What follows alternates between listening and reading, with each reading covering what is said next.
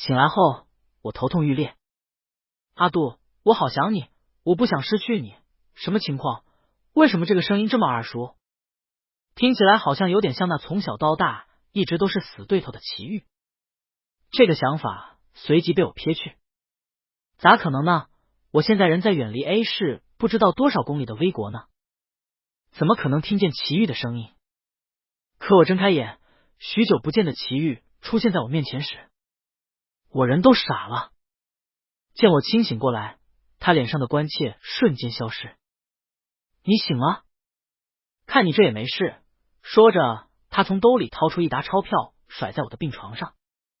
就当是你的精神损失费，医药费我已经付过了。下一秒，他直接捏住了我的下巴。我们只是雇佣关系，我喜欢的一直是沈度。你别妄想着别的。我一脸懵逼，指着自己疑惑出声。你喜欢我？祁煜咬了咬牙，脸上浮现出一丝不悦。林度，你是听不懂人话吗？我喜欢的永远是沈度。你之前背着我在外面苟且，我都可以不计较。但你在我面前，我们只是雇佣关系，别想着动歪心思。林度是谁？我下意识看向床头贴着的信息。林度，24岁，坠楼导致脑震荡，身上多处擦伤。A 市第一人民医院。看着亲切熟悉的中文，我彻底傻眼了。我现在在 A 市的医院里。我什么时候改名了？还有我依稀记得，我是在去谈合同的时候，在路上出了车祸，之后就失去意识了。怎么不说话？祁煜的声音从耳边传来，看着这个许久不见的老朋友。已经变成上市公司的董事的祁煜，脸上已经没有我出国时的稚气，眉宇间是一股不冷不热的金贵。很难想象这是之前那个天天跟在我身边和我对抗的祁煜。现在的各种情况给我 CPU 都干烧了，我只想在安静的环境下好好捋捋现在的情况。别烦我，你让我自己静静。我皱着眉头，冷冷的看了祁煜一眼。上学那个时候，我们就是水火不容的死对头，明着暗着到处较劲。每次他惹毛了我，我就会冷冷的看着他。每次看到我这个动作，祁煜也不再闹我，因为多年针锋相对，他也知道我这个眼神就是马上要发火了，所以他也很识趣的买点小玩意让我消气。看着我这个表情，祁煜明显愣在了原地，他眼中的思念和不可置信在反反复复的出现。阿杜，他的声音软下来，想要靠近我。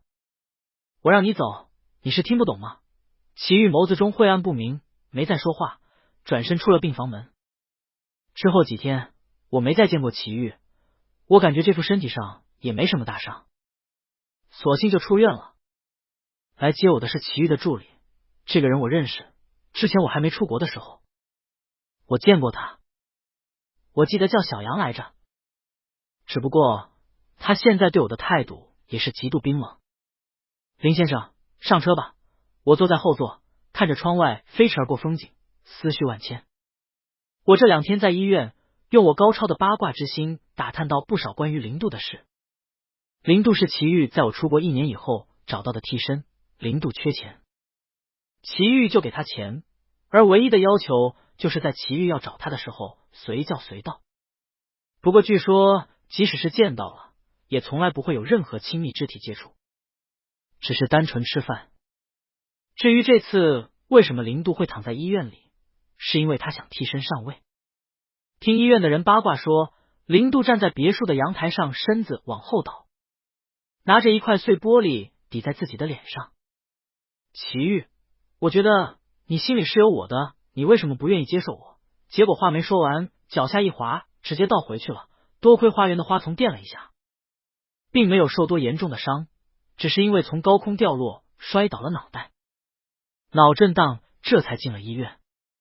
我推算了一下林度掉落的时间和我出车祸的时间，合着这是把我俩脑电波互换了。这2天我也观察过医院的新闻，我出车祸的事也在电视上报道了，只不过伤的比较重，虽然是捡回来一条命，情况也稳定下来了，但是具体什么时候醒，医生也不敢确定。说实话，看到亲眼看见自己躺在病床上的样子，还挺滑稽的。病床旁边围了不少人，摄影机一扫而过，我看到了一个熟悉的人影。这不是祁煜吗？这2天没来医院，原来是去看我了。我捂嘴想笑，为了不笑出声，身子微微颤抖，但是没忍住，还是出了点声音。你在笑什么？小杨冷冷的声音从驾驶位传过来。没事没事，想到能见到祁煜我开心，本以为这个话术没什么问题，可透过后视镜，我看到了小杨鄙夷的眼神。别以为你的招数对祁总有用，祁总只不过是看在你和沈总8分像的面容，才将你留在身边。平时祁总也没亏待你，你还如此贪得无厌，祁总喜欢的只有沈总一个人。别忘了，你只是一个替身，说到底就是拿钱办事。别越界！我听着这话，心里毛毛的。我不喜欢什么替身，一边说喜欢一个人，又和另一个人纠缠，搞这套又算什么？那请问，既然祁总这么喜欢那个沈总，为什么还要找我？要是真喜欢，还找什么替身？很明显，小杨也没想到我会突然发问，一瞬间愣住了。这不是你该问的，还有你根本不知道祁总为沈总做了什么。少在这猜测。小杨说完，车中又是一片寂静。祁煜为我做什么了？印象中，在我家被我的对家陷害搞垮后破产，所有曾经和我家有联系的名流都不待见我们，甚至就连祁煜那个时候也如同人间蒸发一般。我没想过让他来帮我，只是觉得在学校这么多年打打闹闹，哪怕他安慰我一句也够了。可最后一次参加宴会时，我看到祁煜和搞垮我家公司的老总站在一起，好奇怪，一瞬间我的心里好像有什么东西碎掉了一样。我跑回家将自己埋在枕头下痛哭，我以为是朋友，可我怎么能忘记你也是喜欢争强好胜的人。现在对家风头正盛，建立合作关系也是理所当然的，可是真的好难受。我和父母拿着这么多年的积蓄离开了 A 市，走得悄无声息。其实在破产时，我父母就已经将移民的想法告诉我了。那个时候我想对祁煜告别，所以才去了那个宴会。可看到那一幕的时候，好像也不需要了。上飞机之前，我将祁煜所有的联系方式全部拉黑，眼泪无声掉落，我也要开始新生活了。我爸很有经商头脑，即使在国外，他也可以混得风生水起。2年后，他又拥有了自己的公司，然后越做越大。公司稳定后，他交给了我，然后他就和我妈去旅游了。中间这几年，我也是有听到过祁煜的消息，想起宴会上的画面，还是忍不住难受。没想到这么多年，水火不容、针锋相对的感情，也就那样。大概这中间唯一让我开心的，就是当年陷害我家，让我家公司破产的公司。因为有人匿名举报被查封了，大家这才明白我家是被冤枉的。本以为这件事到此就落下帷幕了，可是某天我在工作时收到了一封匿名邮件，点开后是一视频，那公司里高傲自大的老总都跪在镜头前哭着磕头，一个劲儿的道歉。我看着这视频，心里是说不出的畅快。自从洗清冤屈以后，公司的合作更多了，效益也越来越好，思绪回笼。车也停在了别墅前。祁总刚回来，你最好摆清楚自己的身份。小杨放下我后，又这样说了一句，这才踩着油门扬长而去。虽然这是很玄幻，但是现在我彻底认清了现实。我因为车祸意外和死对头祁煜的替身金丝雀互换灵魂，更重要的是，那替身金丝雀代替的人竟是我自己。这事不能让第二个人知道，不然估计就会被当成精神病抓去。我在门口深呼吸3下，这才做好了准备。我推门进了别墅，而祁煜就坐在沙发上，他用指尖捏着自己的眉心，看起来不太舒服。我一时间不知道该怎么办，因为在医院的时候，我也只是八卦到自己和祁煜的关系，但是这2个人私底下是怎么样的相处方式，我还真不太清楚。我忽然想到办公室里女下属午休时看的什么，霸道总裁的金丝雀。女同事很热情，非常积极的给我讲里面的剧情。什么女主是金丝雀，在总裁面前就是很娇弱、很卑微的样子。虽然我现在也是金丝雀，但是前面加了替身俩字，应该也差不多。这样想着，我确定好了基调，放下背包，走到了齐豫身边。我露出一个卑微的笑容。阿玉，你没事吧？听到我这个称呼，他明显一愣，因为上学时我就是这样叫他的。他偏头看向我，我这才看到他眼下的乌青。毕竟从这里到我在的 V 国飞机也要27个小时，来来回回这么折腾，肯定睡不好。这么多年过去了，对家已经破产，他也没有做什么落井下石的事，所以我对他也没有恨之类的情绪。相反，看到他这张脸，我就想起我们之前的相处，如同电影一般，一帧一帧的在脑中播放。加上一想，他是为了去看我才这样，或许他也不是对我那么无情。看到是我的时候，他眼中明显划过一丝失落，但是他隐藏的极快。谁允许你这么叫我的？我还以为亲近的人都会这样叫。我假装苦涩的低下头，随后又抬头露出卑微的笑。对不起，齐总。齐豫大概是有些烦躁，好看的眉头紧皱，眼睛死死盯着我的脸。阿杜从来不会露出这么卑微的笑容，他的笑容如同太阳，肆意又张扬。我明明已经将你要学的东西都告诉你了，你为什么还是学不会？说实话，要是现在我用的不是零度的身份，我都想上去抽他。这辈子压根没人敢这么和我说话。我在齐豫看不见的地方默默握紧了拳头，等哪天老子回到自己的身体，我高低给你2拳。我心中怒骂，可脸上还是顺应他的要求笑了笑。他盯着我的脸愣了愣，随后又放开。你回房间吧，我有些累了。我愣在原地，有些尴尬。哪个房间是我的？齐豫仿佛马上要喷发的火山一样，但是还是耐着性子给我指明了方向。我屁颠屁颠地上了楼，回到了房间，我不禁倒吸一口凉气。这简直就是我的梦中琴房。这设计是曾经我和齐豫提起过的，明明只是随口一提，他真的记住了。我坐在书桌前，发现桌子上有一份协议，还有一本手写的本子。协议是替身合约，这个我多多少少猜到了，不过这个本子是什么？怀着好奇心我打开了，里面的字迹我一下就认出来了，是齐豫写的，而里面的内容更是让我傻了眼。里面密密麻麻的全都是我的喜好，我的癖好，总之就是关于我的一切。里面甚至有些都是我的习惯，我自己都不怎么注意。这些字迹有旧有新，一看就知道不是同一时间写的，反而是那种每一年都在记录的样子。这是让零度来模仿我的习性吗？我有些懵。上学的时候，我一直觉得我和齐豫是兄弟是朋友，我竟然不知道他对我的是如此上心。在我出国以后，甚至不惜找个替身来怀念我。我这真是开了眼了，我都不敢想这是齐豫能干出来的事。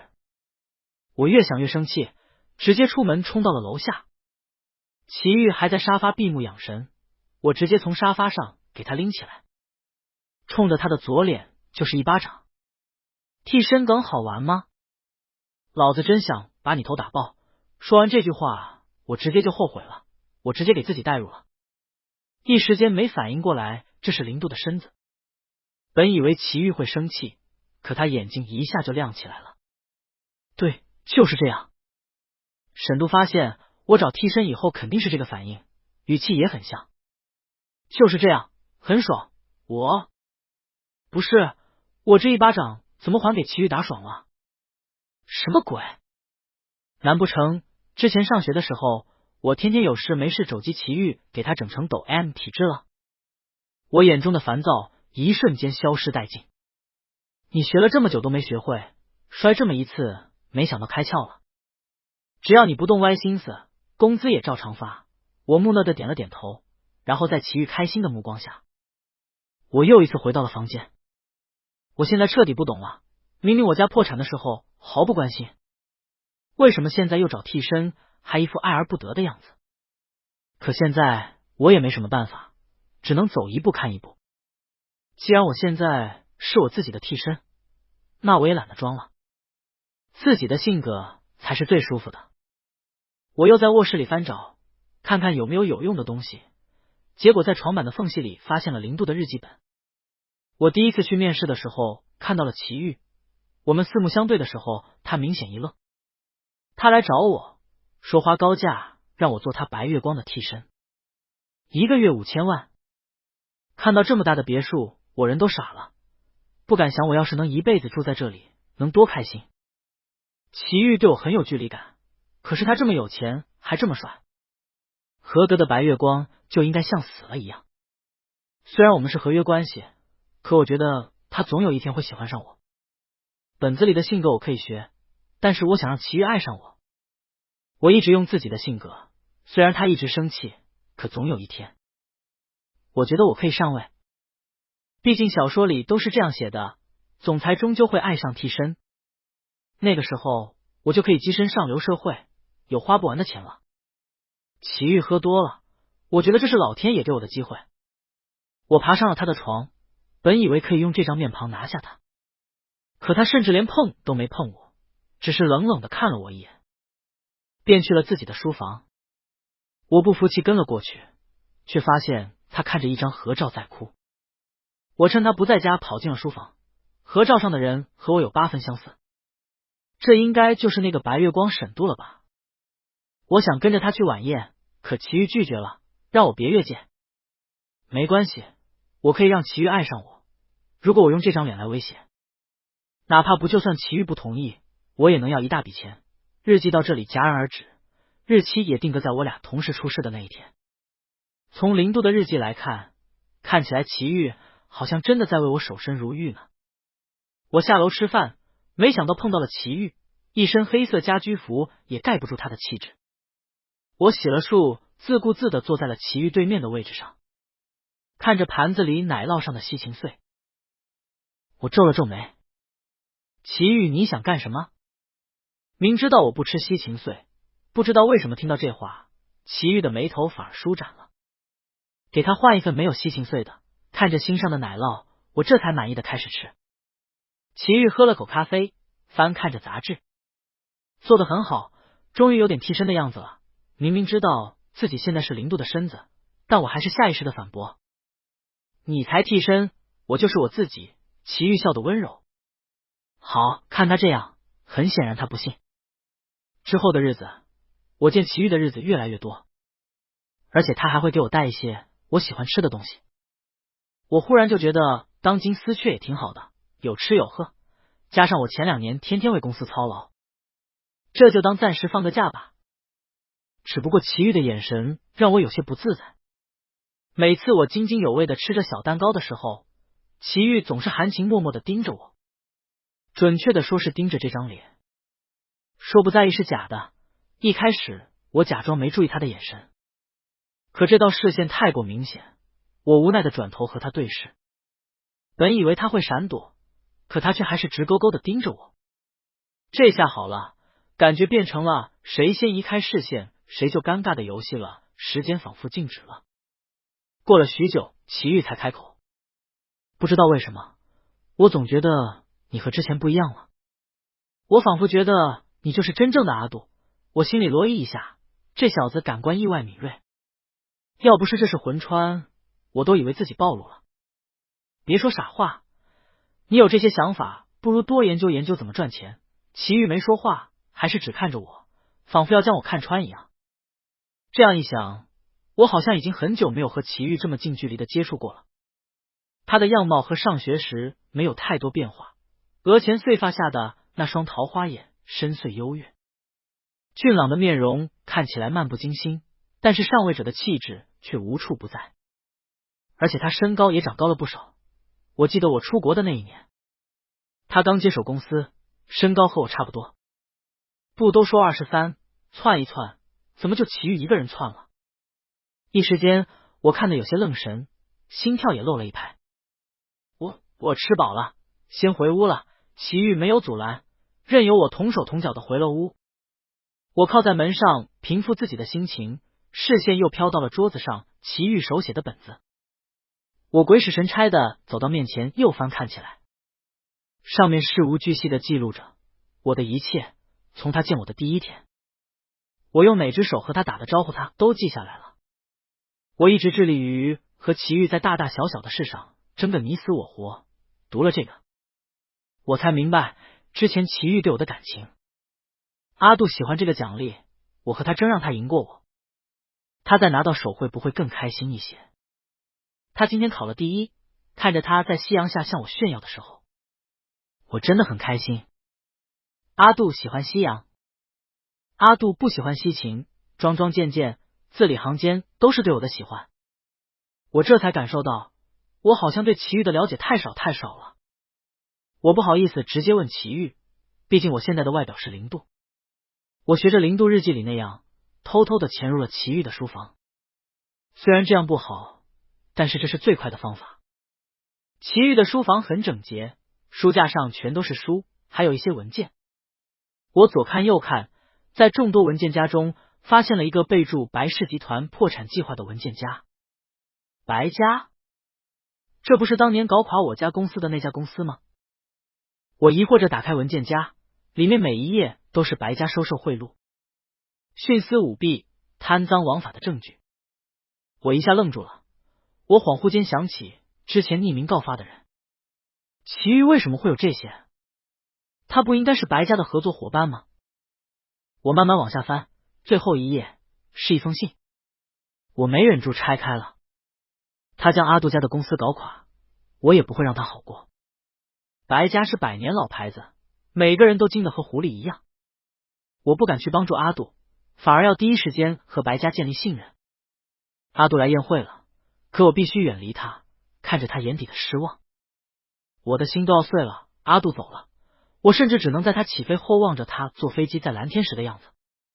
我不敢和他联系，为了取得那些人的信任，我不能暴露出一点我的破绽。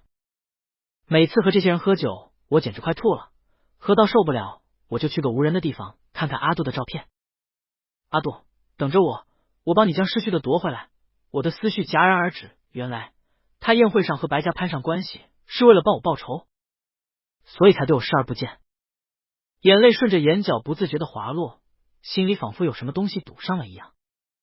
我细心的将信收好，放回文件夹，然后原封不动的将文件夹又放了回去。我抹了抹眼泪，继续在他书房里溜达。在桌子上，我看到了一个倒扣的相框，我将它拿起来，里面是我俩穿着学士服合照的样子。左边的我看着镜头笑得明媚，而祁煜他没有看着我，反而深情款款的盯着我。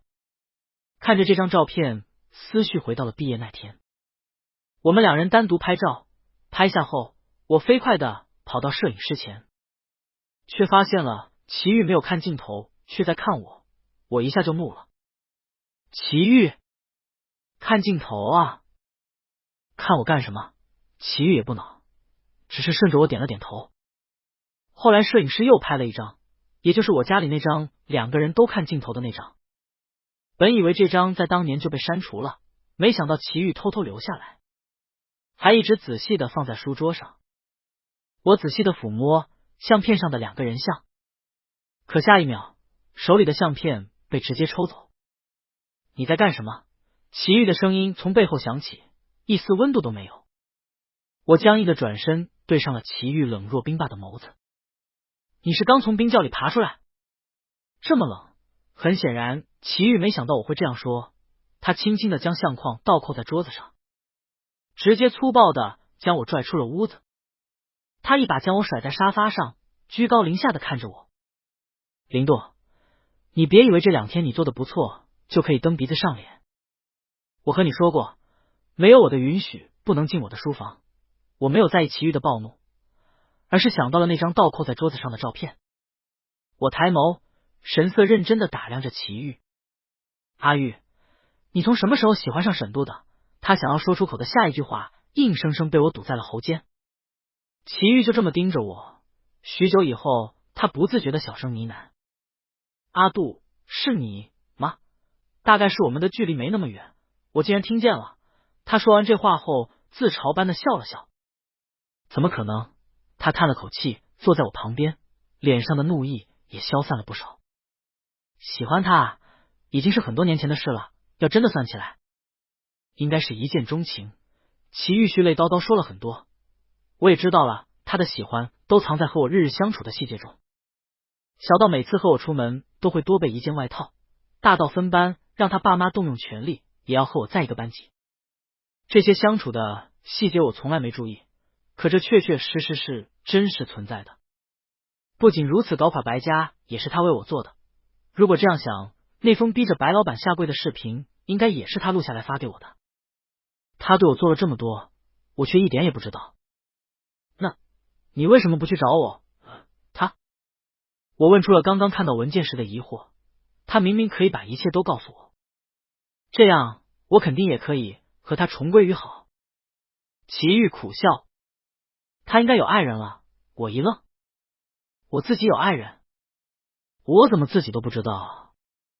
我之前去找过他，见到他的时候正在和一个女生逛街，那个女生亲密的挽着他的胳膊。我不信邪，后面的我悄悄的看着他，他和那个女生从同一间房子里出来。我愣了愣，在脑中思考着这个人的存在。你是什么时候去找的他？大概是多年的情绪找到了宣泄口。齐玉不设防的脱口而出。去年9月，我恍然大悟，那女生是我的堂妹，是个全职作家，就喜欢背着个电脑边周游世界边写小说。那次只不过是正好来到了 V 国，来我家暂住几天罢了。谁能想到，好巧不巧和齐玉来找我的时间撞上了。齐玉回了回神，这才觉察出来自己说的有点多，起身往自己的房间去。我一把抓住了他的衣袖，眼尾有些泛红。你能抱我一下吗？不知为什么，我忽然觉得齐玉为我付出了太多太多，可心脏的跳动告诉我，这不是感动，而是和齐玉相同的感情。齐玉摇了摇头，我的一切只想给沈度，哪怕你再像他，我爱的是他的人，不是一副皮囊。他甩开我的手，我在背后叫住了他。齐玉，我是沈度。听到我的话，齐玉猛然转过头，随后自嘲般的笑了笑。虽然我不知道你摔了以后究竟被打开了那条筋，但是现在的你真的很像他，甚至连行为举止都很像。我咬牙切齿，一字一句的将我的事告诉他，从我为什么会出车祸，一直到我穿到这副身体上的感受，包括他去找我的时候，当时看到的是我堂妹的事。一开始齐玉根本不信，他甚至以为这是我为了上位的新计谋。可是直到我说出平安符的事，平安符是那年我们一起去山上求的，求完后互送给了对方。这件事我们相约要绝对保密，不可以让第三个人知道。如今我知道了这件事，齐玉这才开始有点相信我。紧接着我又说了一堆我们上学时齐玉的模式，齐玉的眼睛一下亮了起来。阿杜，真的是你？我笑着点点头。是啊，你找替身这件事，还有喜欢我这件事，我都知道了。齐玉的耳朵一下就红了，我知道这是他害羞时候的表现。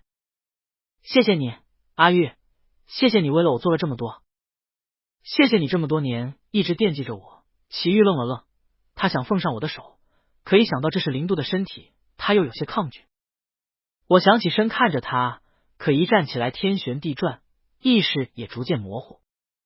我有预感，我好像要回去了。失去意识的几秒前，我拽着齐玉的衣袖，齐玉，等我，我会回来找你的。说完，我的眼前便陷入了一片黑暗当中。再醒来时，我看着雪白的天花板，一下回了神。我匆忙的坐了起来，牵扯伤口真的疼得要命，我不禁倒吸一口凉气。我妈在旁边急忙往我身后垫了几个枕头，我这才舒服一点。我看向床头的信息是英文的，周围的医生也是外国人的面孔，我这才确认我真的回到了自己的身体里。车祸让我断了肋骨，同时巨大的冲击力也让我摔到了后脑，造成了脑震荡。而我的手机也在车祸中摔得根本不能用了。而我妈很懂我的需求，在我差不多快好了的时候，给我递上了一部新手机。我将家人的电话号码输入以后，登上了微信，将齐豫从小黑屋里放了出来。看着对话框的内容还停留在毕业快乐4个字上，我一下红了眼眶。我颤抖着给齐豫发消息：阿玉，我在。我没想到齐豫会直接秒回，一时间还没想好下句回什么。齐豫的消息就又弹出来了：你能给我发消息，说明你魂穿这件事是真的。幸好不是我做的梦。我心中平静的湖面泛起波澜，我突然很想见齐豫，因为此时已经接近年底了，公司都是忙的时候。齐豫说什么都要撇下工作来，然后我直接给他骂回去了：你要是敢撇下工作来找我，我直接搬家，让你这辈子都见不到我。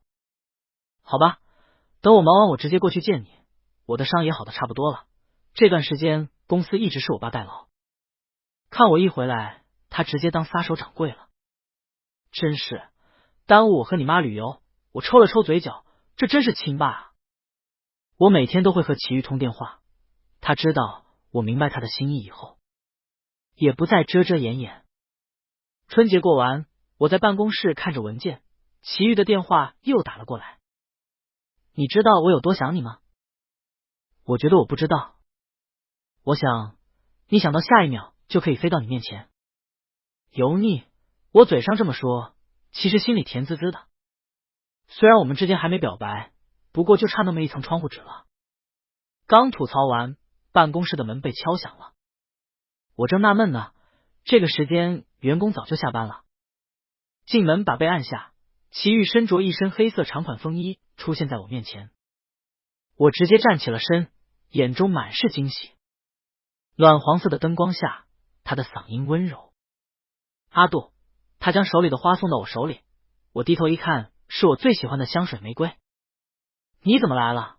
他走近我一步，我们的脸靠得极近。刚刚在电话里和你说了，我太想你了，我的脸直接变得滚烫。我退后半步，害羞的别过脸去。别这样，我们还没在一起呢。齐豫揽住我的腰，呼吸近在咫尺。我这不来，求你给我个机会嘛。我已经给了零度一笔钱，以后我保证你再也见不到他了。齐豫怕我介意零度，还特地给我说明一下，他真的我哭死。我没有说话，只是盯着他的那双眸子。灯影晃动，他的眼中只有我一个人。我可以吻你吗，阿杜？我还没说话，铺天盖地的吻落了下来，我们唇舌相交，齐豫的气息不断入侵。吻了许久，我有些喘不过气来，他这才罢休。我还没说话呢，这算强吻？齐豫笑得迷离。可你没推开我，我红着脸，齐豫用手温柔的抚摸着我的脸。你还没告诉我，你愿不愿意给我个机会呢？亲都亲了。他怎么还问？愿意愿意愿意，行了吧？我佯装要从他怀里挣脱，他直接又给我拽回来了。阿杜，这一天我等了太久了。说着，他的唇又附了上来。我脑中忽然想到我们上学时的相互攀比，干什么都要争个先后。我推开齐豫，笑得放肆。阿玉，是你先喜欢上我的。和我的感情上，你输了。齐豫笑得温柔。只要是关于你的事，我就没赢过。番外之前穿越到零度身上时，我骂齐豫，他来了一句豪爽，以至于我现在和齐豫在一起，我都觉得他是个抖 M。这是我们在一起1周年的纪念日，我特地在网上购买了一些不可描述的玩意。平时那啥的时候，齐豫都很温柔。或许他在压制天性。虽然我没有这方面的癖好，但是齐豫为我做了这么多，我为他做一次 S 也不是不可以。我们一起去高档餐厅吃的烛光晚餐后，回到了家。齐豫，我给你个惊喜。什么？那你先把眼睛蒙上。齐豫一般对我的话都是唯命是从，这种日子更是乖巧。我领着他到了卧室，将他的手绑在椅子后面，我又怕弄疼他。绑的也不算特别紧。阿杜，你要干什么？我从窗帘后面拿出事先准备的小鞭子，然后自上而下的撩拨着。结果齐豫真起反应了，我咽了咽口水，上手撩拨他，最后直接坐在他腿上，嘴贴在他耳边。喜欢吗？还没等到齐豫的回答，他直接将我抱起。哎，他怎么挣脱了？我吓了一跳，下意识勾住他的脖子。宝贝，原来你喜欢这种。刚刚一瞬间的动作，遮住眼睛的绸带也滑落了。齐豫直接将我按在了床上，用刚刚滑落的绸带将我的手绑了起来。啥？不是你喜欢吗？齐豫的手自上而下，被他抚过的地方都像火一样烧了起来。我喜欢，只不过是对你。说完，他吻了上来。我准备的道具不知道什么时候到了他的手里。不对啊，为什么反过来了呀？天杀的齐豫，你敢耍老子！